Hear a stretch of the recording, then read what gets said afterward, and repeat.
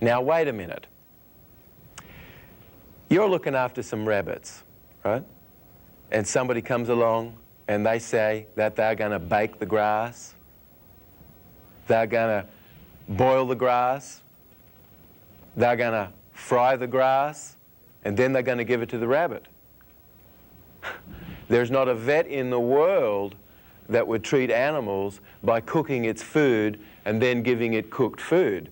Matter of fact, there were some 18 or 19 years ago now, all the zoos in the world decided that they would give the food that the animals are supposed to eat, that the food that we've biologically evolved the ability to have. And enzymes are very important.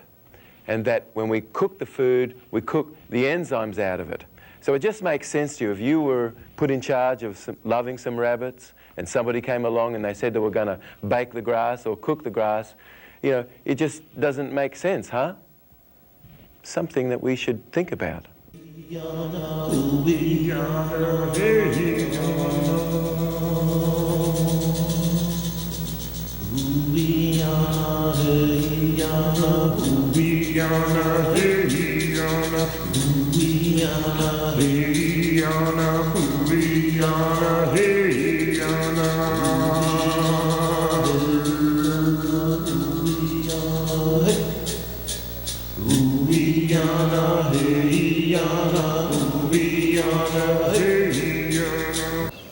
Hey everybody, welcome to Whole Brain Functioning. My name is Annie Jubb, and I'm here with my husband David Jubb. And today we're going to be talking a bit about what is whole brain functioning. Whole brain functioning is a cosmology or a body of knowledge that David and I have developed over a number of years, and I think you'll find it very interesting. Communication and language is a major component. Later on in the program we're going to be getting into life, food, nutrition, so diet, and what we eat is very important as well. Just to begin, why don't we ask David if you can give us a little definition of what do we mean by whole brain functioning when we say this? Well, whole brain and functioning. Whole refers to both psychological and physiological patterns. Brain refers to this aspect of ourselves involving leadership and the idea that there's neurological patterns involved in our behavior.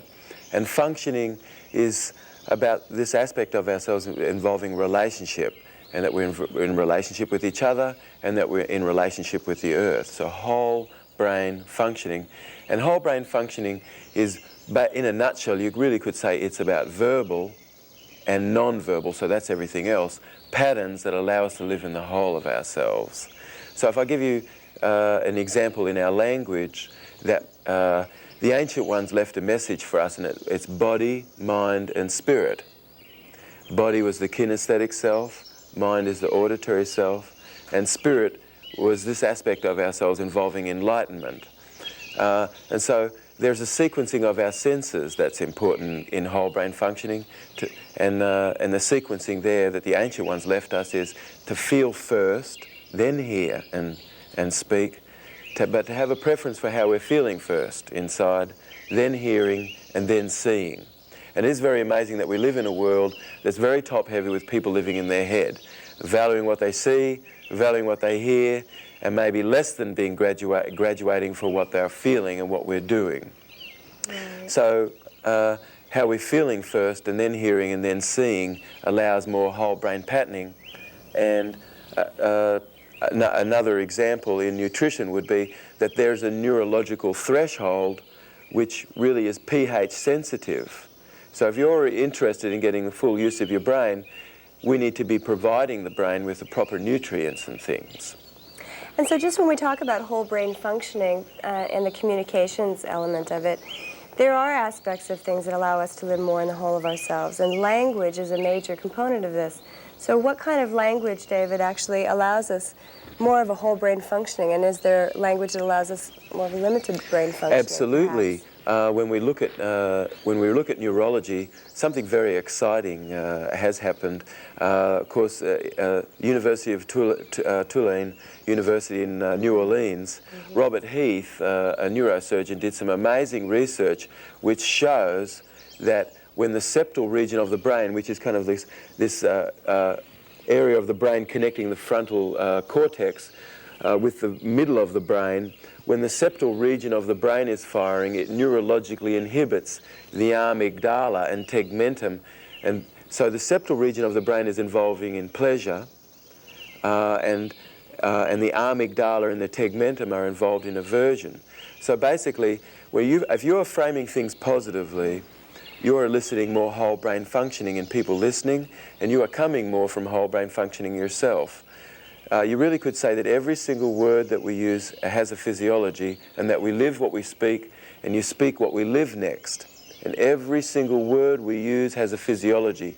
Better that I would say that the challenges that we're having rather than the problem is, and if you go to a healer, and that this healer is practicing whole brain functioning, they're going to ask you, what is it that you want? Which that may be very different to what is it that you don't want, what is the problem? And you really could say that in psychotherapy, people have been digging the problem hole deeper and deeper, and until you just see a little bit of dirt coming out the top end. You know, the two have dug the problem hole so deep. So whole brain functioning very much is about framing things positively, and the other example that I gave before was that we would have a preference for how we're feeling inside, because this gives us access to the whole of our brain. Interesting. And so when people, David sees quite a few clients here in New York City, and when people come in to see you, what are some of the things that you're looking for, first of all, in their language, even before you get to nutritional elements and actually iridology and all of these other techniques that you use? What is some of the things that you're looking for in their language and how they set themselves up? You really could say that I'm assessing this person overall. How did you walk in? How do you open and close the door? How do you sit down? How do you take your coat off? You know, people would be surprised to know, possibly, that the way that we're driving our car, figuratively in life, often is actually the way that we're really running our life. So some of the kinds of things that I'm paying attention to is how vibrant and what are the patterns actually that are running, because at the deepest of unconscious level there can be a pattern that is running that has affected this person. So how about somebody who's walking down the street and they have a very loud, heavy sort of way of walking? What would that tell you a bit about them? You really could say actually that the person possibly has been feeling a little heavy in life, less than light. If a person, of course, is walking around, and I'm going to do this on they're walking around like this, and there's a lot of up and down, you really could say there's a lot of up and down going on in this person's life. If somebody walks in the door and they're flaring out like this and they're walking in like this, you really could say, oh my God, here's someone who has been moved laterally more than they've moved forward in life, and there's somebody that's increasing their territory. Mm-hmm. You really could say that the patterns and things, whether I'm trusting of another person or not, this is something. Do I feel like it's possible for me to be able to heal from this condition?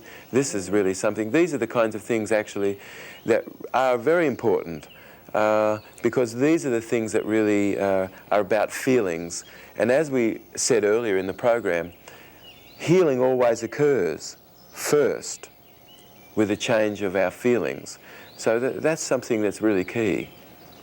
Okay, so what are some other things then that you'll go into? So later in the program we're going to be talking in depth about live food nutrition, and I wanted you to describe some of the diagnostic techniques that David uses, because some of them are very traditional. They're thousands of years old, tested, proven things, and some of them are very cutting edge as well, sort of combining those technologies.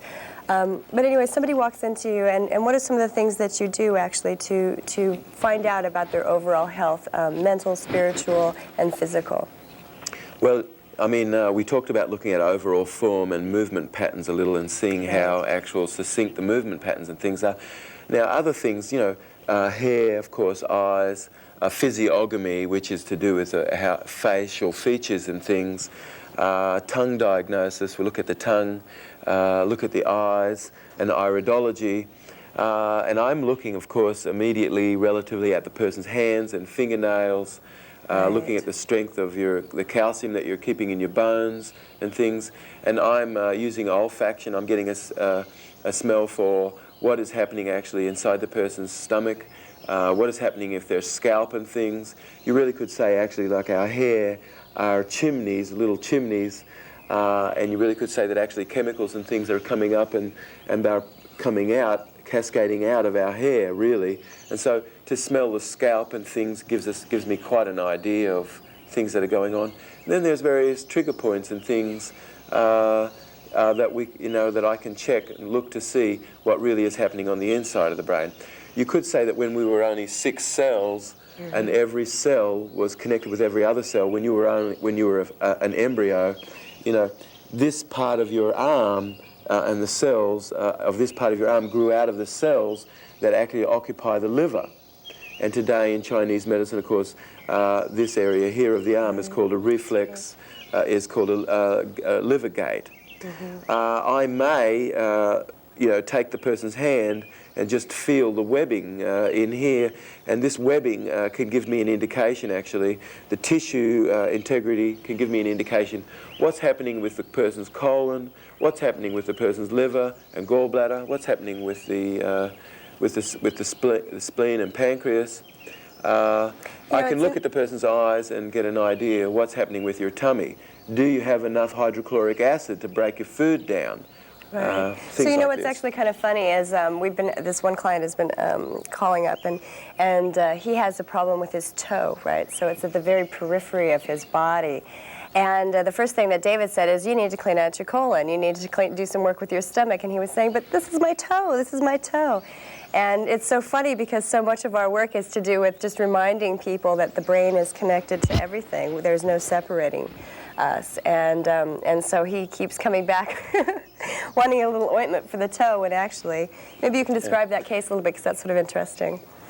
Well, you really could say that whenever somebody would have been in a stuck state in their life, for the most part, you really could say that there has been a sensory system deletion, and that ordinarily the person was using vision or auditory to see what I mean, the sound of the words I'm using, to see what I mean is in vision, the sound of the words I'm using to discuss and mention and to admit is auditory. For the most part, people in stuck states, they are using only kinesthetic predicates. They're going, they're getting, they're having, they're doing, and they're feeling, and they may less than really be using visual predicates, and they may less than have been using auditory predicates.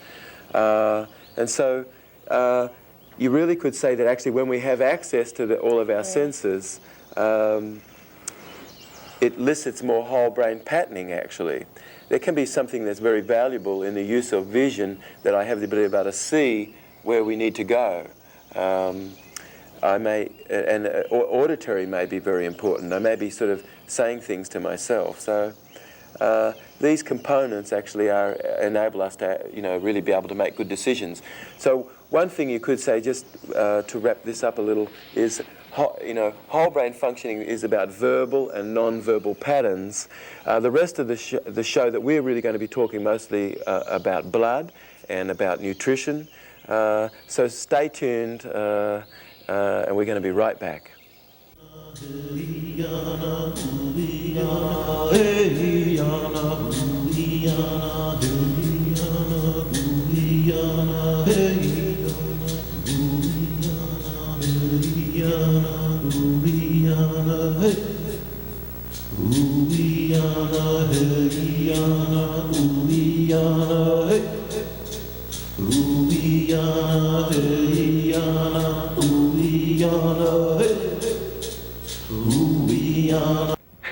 Did you know that out of the 135 medical schools in this country, only 30 require nutrition as a course? There's allopaths and there's osteopaths, and they're our licensed physicians.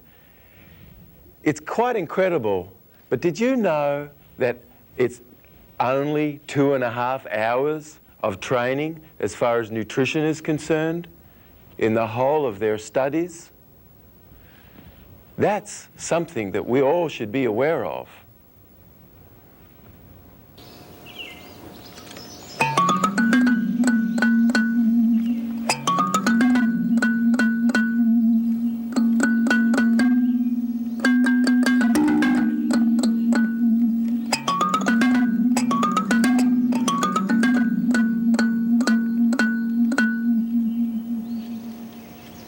That's so nice. Thanks, David. Yeah. It's David's kalimba. He plays a number of different instruments. It's an African kalimba, isn't it? Yes, it's very amazing. I was in the Ruwenzori mountain range in Africa. I spent quite some time in Africa just traveling on the foot tracks, and I pretty much was at the providence of the people where I went. I really never carried much with me or anything. And this night I came into the Ruwenzori mountain range close to Rwanda in Zaire, and this fellow came out of the jungle, and there was some children around him and everything, and he had one of these in his hands. It's called a kalimba, and he was playing this song that you just heard. I heard that and I thought, oh my God, one day I'm going to get a kalimba and I'm going to learn to play this song. So there you go, playing it on television. In this segment, we wanted to cover more in depth a look at live food nutrition. What is live food nutrition? When we say live food nutrition, we're referring to fresh raw fruits and vegetables, and sprouted seeds and nuts and grains and legumes, and some fermented foods as well that are all properly combined for easy digestion, because it's actually not what we eat but what we assimilate that is key in health and well-being. So David, did you want to talk a little bit about, we're going to work our way into blood. We have some live blood that we brought with us too. It's such an amazing thing actually that people may less than have yet seen living blood. And so today you're going to see some living blood. Right, and it's such an amazing thing actually how important nutrition is.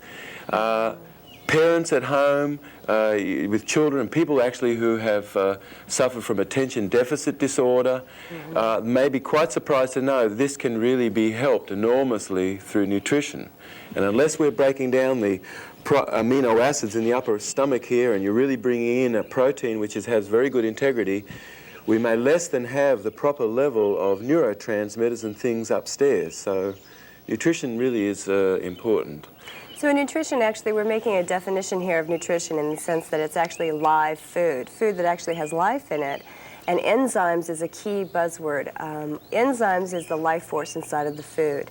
And enzymes have a survival temperature of 118 degrees. So whenever we cook food above 118 degrees, we kill the enzymes in it, and therefore the life force as well. So one of the things actually that I do when I look at the blood is, if you've been eating cooked food, for the most part, the discrete electrical charges actually on your blood cells, they should be nice and discrete, should have a negative electrical charge, and that keeps everything sort of flowing nicely, right?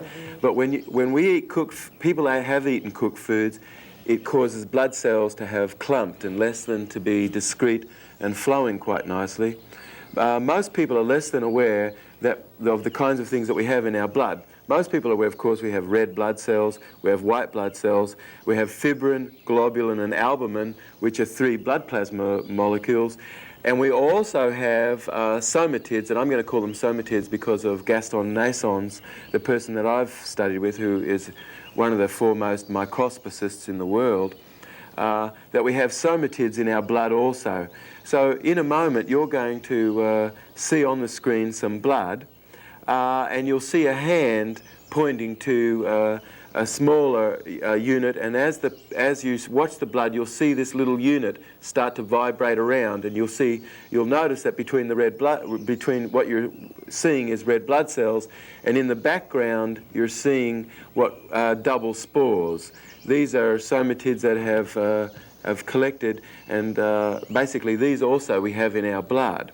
So actually, here's a picture of the blood now. It's up on the screen. Why don't you tell us just a little bit about the blood? Well, you know, when you look at the blood, you can look at the shape of the blood and see how uniform the red blood cells are actually. You can look to see whether there's kind of like a glow coming off the red blood cell, because our red blood cells have colloidal minerals around them, which are the light-bearing minerals, which cause them to have a nice glow and cause superconduction. What are all those dancing little particles? Those dancing particles, for the most part, are double spores. And if we watch, what we're doing right now is we're watching blood on a slide. We've used very special lighting techniques to get what's called dark field microscopy. kind of a lighting. And basically, what we're doing with this blood right now is we're looking to see what would happen to your blood if the plug was pulled, oxygen was pulled, what will happen. On this slide, as time passes by, if we have the opportunity, you would little by little notice things growing in your blood. Mold, funguses and yeast, bacteria and things like this growing in the blood. So when we do a live blood cell analysis, it gives us an idea a little bit about actually what's sort of happening in the Where does that body. mold, fungus, and yeast come from? Okay, most people think actually that mold and fungus and yeast is something which has to come from outside the body, and that is untrue. Because we could just take some paper, and if we wet this paper and put it in certain conditions of oxygen, the very colloids that this paper is made of will assemble themselves into a mold and a fungus and a yeast. So I guess what I'm getting to is if I eat live food nutrition, everything will be digested itself, right? But if I eat food that we haven't really biologically evolved to deal with, say a Twinkie or well, I shouldn't name brand names, but anyway, any kind of cooked food, right? Corn Then if the enzymes are not alive in that food, then what happens? I have to beg, borrow, and steal enzymes? Well, How first of all, that food was cooked, right? And so the enzymes, if it was past 118 degrees of heat, the enzymes are destroyed. Right. The protein is also very denatured. Protein ordinarily should be in a spherical colloid, but it unwinds. Enzyme-resistant linkages are formed, and so actually food is less than really being properly able to be broken down into single amino acids. And basically you really could say that this life really is the electrical force which is animating you. So let's have a look at that electrical force. And so when you bring in living food, live food, it has electrical force. You really could say that people have been counting empty, dead, skeletonized calories and thinking of that as food. And so I'm just going to show you, first of all, the hands of a person who is eating live food. And this top picture here, you can see this person has put their hands on an electrical plate, which has taken a picture of the electromagnetic corona coming off their hands. And you can see this person has an enormous amount of electricity. Down here, on the screen, you probably can hardly see. Here also is a set of hands, but you can hardly see anything going on. Look at this frame here now. I just want to show everyone this frame here. This is these two pictures. This picture is of two cabbages, uncooked. This is a cabbage that's cooked. Of course, you can see there's places in the cabbage which still is uncooked. If you're going to eat the cabbage, of course, and you eat this place which it has an energy field, that can build bones, skin, nails, hair, teeth and flesh. Whereas out here, you're not going to really be able to build much with this sort of substrate. You can burn this as a fuel, but it really cannot really be used much to build good integrity. Just to show people at home, it's quite fascinating. Look at the electrical lightning storm. These are two oranges. And you can see the most amazing electric lightning storm happening around here. By the way, this is milk, and it has a floral pattern. Raw milk. And this is pasteurized milk, dead. And it's very interesting, actually, Annie, that question that you asked me before. It is interesting, actually, that if a calf, if you give pasteurized milk to that calf, it's going to live maybe for a couple of weeks at the most. That's the food milk is the food it's supposed to have, but when you pasteurize it, it really wipes it out, basically. It's because of the enzymes in it, right? So pasteurization is a heating process, right? It's a boiling, or maybe they don't bring it all the way up to boiling, but it would be about 140, 160 degrees. So the enzymes are no longer there. The calf and each of us needs those enzymes. Let's look at something here, because this is really amazing. Here's a leaf. It's black and white, so if you're looking for color. You can see an energy field coming off this leaf. Now, this next frame that I'm going to show you, we've torn the leaf and we've just left this stem. And you're going to see the electrical field of the leaf. Now, this electrical field is what gives us life. Life begets life, and dead begets dead. Whilst you have this electricity, you know, we're having the ability to be able to animate our bodies. And when we're simply a shell, we've lost our electricity and we're dead. For the most part, you really could say that people have been counting empty, dead, skeletonized calories, basically. So it's amazing, this energy field and actually food that comes from nature. We really should be eating it how it's come from nature. The more denatured the food, the less biologically available that food is for our cells and things. When we heat processed food, it completely wipes out the enzymes that Annie said. We need enzymes for vitamins, and you need vitamins really for the absorption of minerals, and you need enzymes from the absorption of minerals. And there's a very interesting thing, and maybe you've got something you'd love to say here. When you look at when we look at life, let's just look at a calf, and let's look at a bull whale. No matter we look at a young and old, for the most part in nature, everything in nature has, for the most part, a right ratio of minerals between young and old. They have the same level of minerals, basically.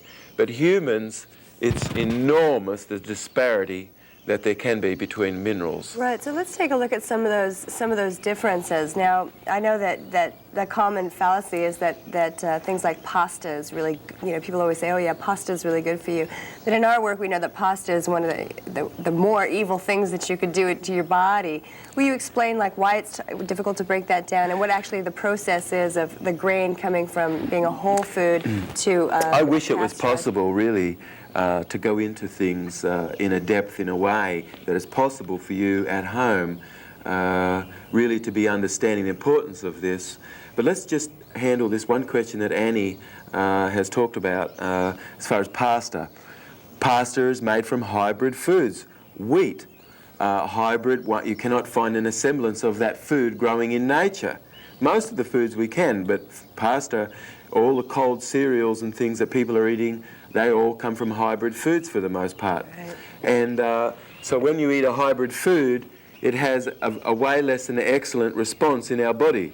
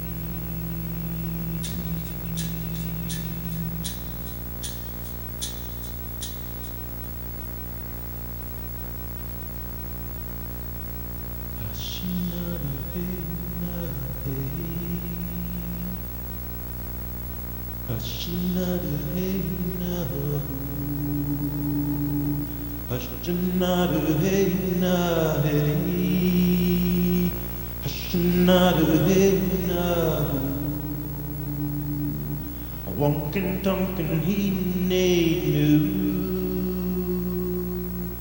Hasuhin to me, yo.